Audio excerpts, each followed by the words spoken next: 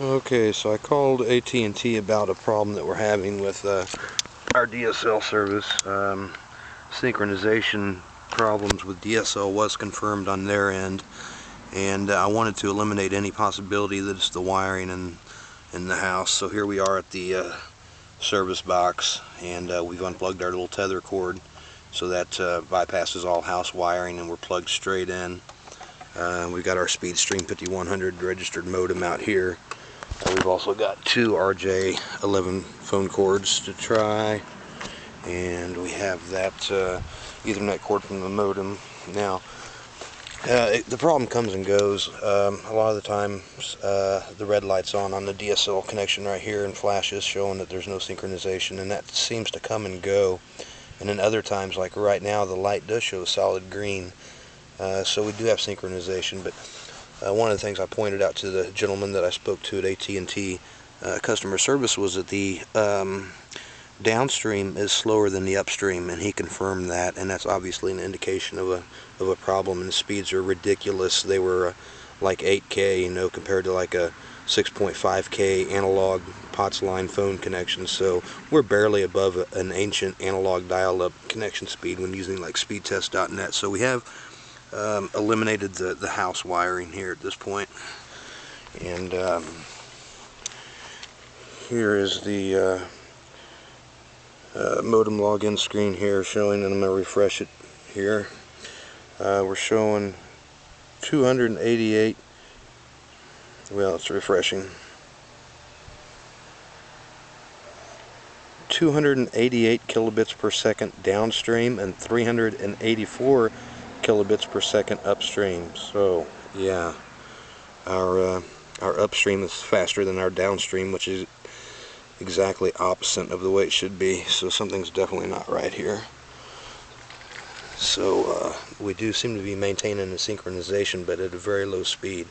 Now the guy at tech support, he also said that he bumped up the power levels too for XMIT and receive. So that may be why we're actually maintaining a green light, but still the speeds are ridiculously slow. So we're going to go ahead and power the modem off here, and we're going to swap our RJ11 cables with the other one that we have out here.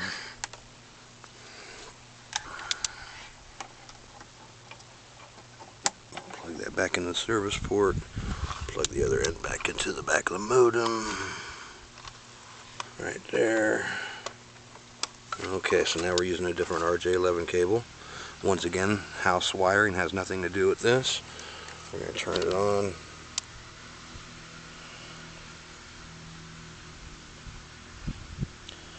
DSL is attempting to synchronize.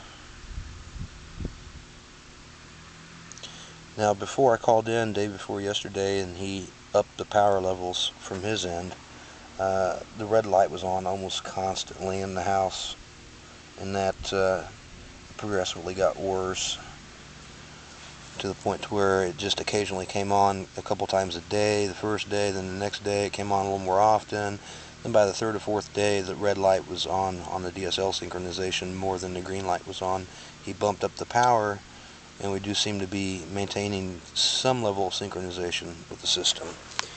But we're going to do a refresh here. Okay, now we're showing 256 kilobits per second downstream, 384 kilobits per second upstream. So once again, the modem is considerably faster upstream than downstream, which once again, that's exactly opposite of the way the service normally works. Normally your downstream is 768K, upstream's about 30K, 35K, something like that.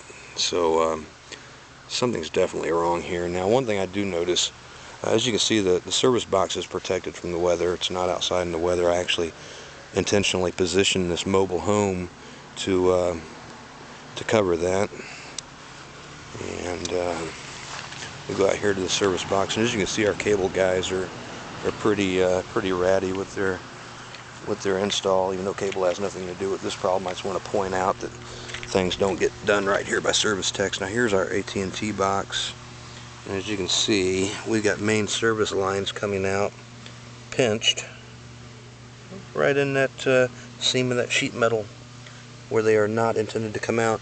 This seam should be closed up right here, and there's a big crack here resulting of a fact that they have ran, it looks like two different accounts, two different separate accounts of phone service have been ran out the side of the box, and the cable's nicked and marred, as you can see right here. So I'm guessing that has something to do with it. So I'm just recording this to prove for my own records, because when I asked to have a service guy come out, they explained to me, well, if the problem's not outside and it's anything to do with inside, you're getting charged for it. And by letting them come out, I agree to that. So this is kind of a cover my butt type of deal, that I want to make sure that my house wiring is not the problem and my equipment is not the problem. The power adapter for the modem was checked also for 12 volts. Power adapter was in spec. I also have a second speed stream modem right here that's not a registered modem, but until he bumped up the power yesterday, I could get both modems to do the same thing. It just simply would not get it'd get a red light on the DSL synchronization. Ever since he increased power, I do get a synchronization lock. But let's see if we can look at the modem history here.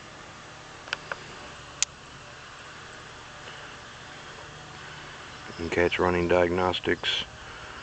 Okay, somewhere we've got an advanced log of all the synchronization errors that the modem's experienced.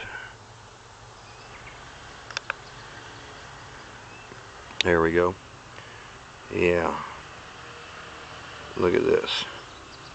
I don't know how well it shows up on the camera, but nothing but a constant string, and I'm going to scroll down here, constant string of initialization timeouts.